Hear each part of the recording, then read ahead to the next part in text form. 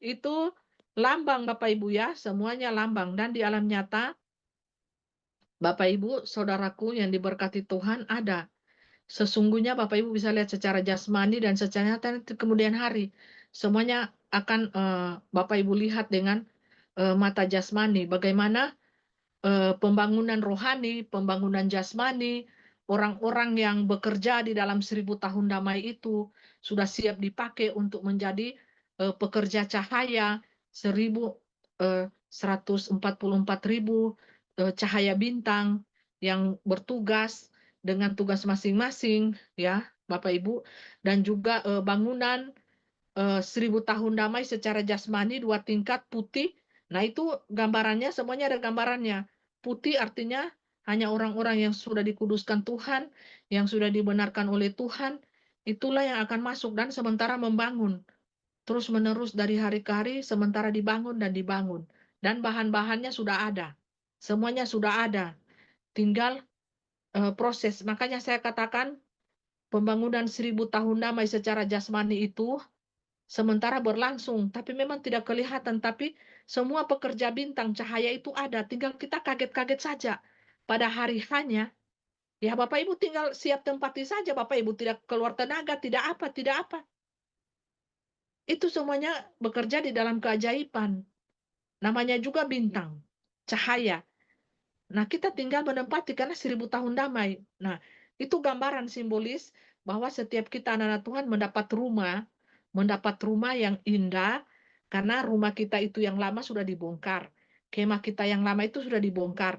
Jadi kita menggunakan kemah yang baru, wadah yang baru, yaitu putih bersih. Jadi rumah kita itu putih bersih, saudara. Kita akan dapat rumah masing-masing. Mungkin pada saat ini di dunia ini ya kita tidak punya rumah, tidak punya lahan, tidak punya apa. Tapi di 1000 tahun damai secara jasmani ya. Secara jasmani ini di luar logika ya. Di luar logika. Saya bicara di luar logika. Kalau Anda memahami Tuhan, pekerjaan Tuhan, dan mujizat Tuhan pakai logika itu tidak nyambung. Nah makanya saya tidak pakai logika. Saya di luar logika, yaitu iman. Nah jadi makanya karena saya pakai iman, saya sudah melihat apa-apa yang terjadi di depan mata saya. Karena saya punya mata iman.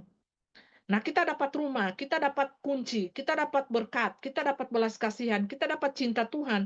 Tanpa kita bekerja di 1000 tahun damai, Tuhan sudah menyiapkan satu buah rumah yang indah untuk kita masing-masing. Bapak Ibu percaya atau tidak percaya, itu yang akan terjadi. Sesuai dengan kinerja kita selama di zaman belas kasihan, di zaman anugerah, sampai masa transisi. Zaman anugerah belas kasihan Tuhan Bapa Surgawi itu masuk ke zaman 1000 tahun damai. Seperti bangsa Israel masuk ke tanah Kanaan. Di sana sudah disiapkan rumah, susu, madu. Semuanya sudah siap. Makanan berlimpah-limpah. Lemak, susu, madu, daging semuanya. Lembu, lembu tambun, lembu segar, lembu fresh, semuanya ada. Nah, disinilah kita dibutuhkan iman. Dibutuhkan iman dan penglihatan mata roh. Ya kalau Bapak Ibu cuma tembus di penglihatan mata jasmani, cuma keker-keker yang cantik, yang ganteng, ya sudah, tak tinggal. Tidak tidak bisa melihat dunia kota yang di depan mata ini yang begitu indah, yang begitu wow luar biasa. Ya Bapak Ibu akan tertinggal dong di antikris. Siapapun, ya. Jadi seperti itu ya, ada dua rumah. Jadi rumah roh ini sudah diresmikan, ya. Rumah Bapak Surgawi sudah diresmikan, artinya apa? Mempelai Tuhan yang siap itu dapat undangan untuk menghadiri rumah 1000 tahun damai yang dibawa kekuasaan langsung Bapak Surgawi. Firman Tuhan yang hidup, Roh Alfa dan Omega. Nah, mereka kan ada di sini semuanya. Di dalam pertemuan di udara. Nah, roh kita ini yang diundang. Paham sih Bapak Ibu? Paham nggak? Jangan tidur ya. Jangan cuma begini-begini, roh tak tidur. Mata melolong. Terus anggu-anggu. Rupa betul orang bilang, tahu-tahu tak tidur jiwa. Ya, jangan tertidur Bapak Ibu, bangun. Bangun, bangun jiwamu, bangun rohmu. Ya, memang dilihat secara manusia tidak tertidur, mata melolok-melolok di kamera. Tahu-tahu jiwanya yang tertidur. Haleluya.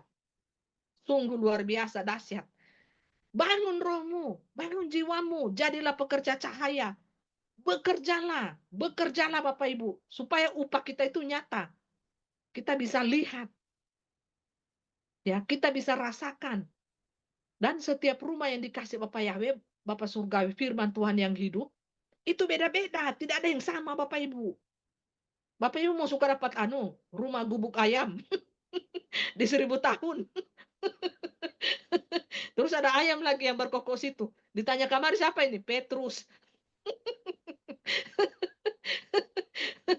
Kelasnya Petrus ini dapat rumah ayam. Sayang, diterbangin. Rubuh-rubuh. Sesedikit itu ayam berkotek di samping. Mau seperti itu. Maunya kita kan dapat istana. Maunya kita kan dapat rumah mewah. Iya kan? Nggak ada yang mau suka dapat rumah ayam. Rumah kandang ayam di 1000 tahun damai. Tidak ada. Ya, desain itu berarti kerdil sekali iman Bapak Ibu. Kalau seperti itu.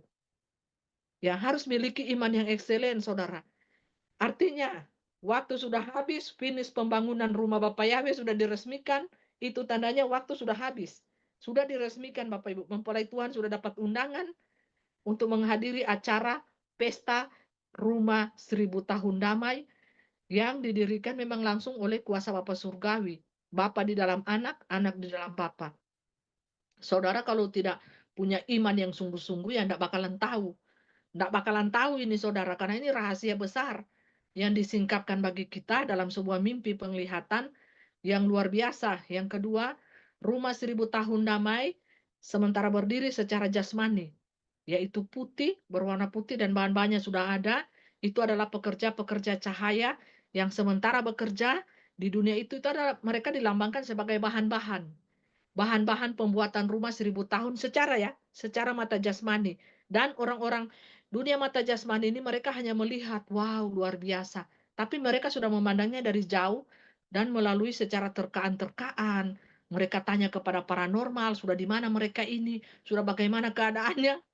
Karena sudah ada pemisahan yang sangat jauh antara ilalang dan gandum. Ya, sudah sangat jauh, sudah sangat jauh.